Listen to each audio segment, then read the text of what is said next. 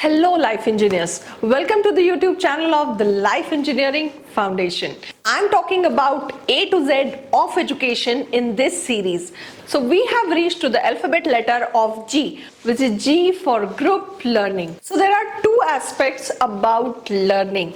The first one is learners construct their own knowledge, and second one is learning is inherently social phenomena in which we make use of the support provided by each other in a group. Now comes the next thing. Working in small groups provide learners with opportunities to articulate ideas and understanding, uncover assumptions and misconceptions, and negotiate with others to create products or reach consensus. Group activities is something which enables to students to discover deeper meanings of the content and improve thinking skills.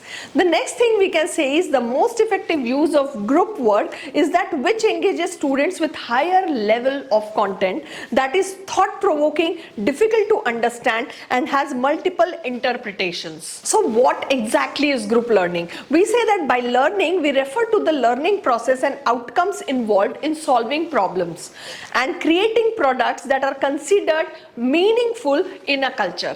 Rather than focusing on what the individual knows, the goal is to build a collective body of knowledge. Learning groups strive to create publicly shared understanding. Now by group we refer both to the learning of individuals that is fostered by being in a group and to a more distributed kind of learning that does not reside inside the head of any one individual.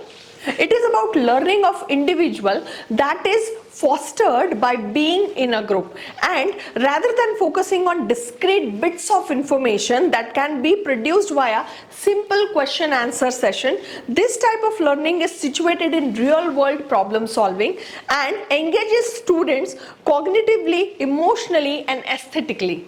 Now what are the features of group learning? The very first thing is members of the group may include children as well as the adults, and they work in collaboration so that they meet the goal of the group while simultaneously improving the personal relationships and the group progresses together.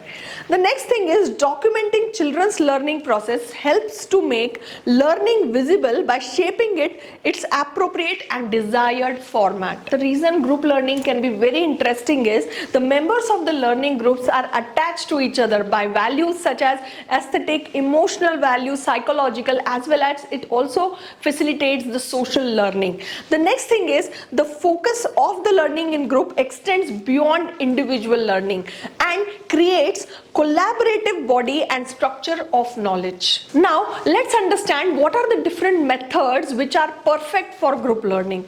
Okay, the choice entirely depends upon the facilitator, teacher or mentor which method he or she would like to use as a learning technique. Now there are various approaches to group learning. Some are listed here. The first one is icebreaker team building approach. Second one is SWOT analysis. Third one is jigsaw method. Fourth one is fish bowling technique. Fifth one is role play. Sixth one is debate, and the last one can be student-led seminars. So these are the different methods through which a group learning can happen effectively, and it depends on the individual that which one they would like to go for. Group learning encourages the students to develop interpersonal, intrapersonal and presentational and communicational skills. This is the major advantage of group learning, and all these things are beneficial for events outside of the classroom. So this is a learning which is actually applied in the real world, and these important skills are very difficult to build individually. It definitely requires a group, and it requires continuous feedback and interaction with the group members, which is not possible if not taken the advantage of the group. Some experts have criticized small group learnings as individual can lose sight of their own personal learning objectives and prioritize those that they have common in each other. So to conclude conclude, I would say that they may be subject to the free rider effect in group that have a few highly skilled members. Small groups can help in combined group studies. With this, we have come to the end of G for group learning. I hope you like this video. If you have liked the video, please do share, subscribe the channel and hit the bell icon. And I will meet you in the next video, which will be H for homeschooling, my most favorite topic. So till then, stay tuned to the channel. Thank you very much.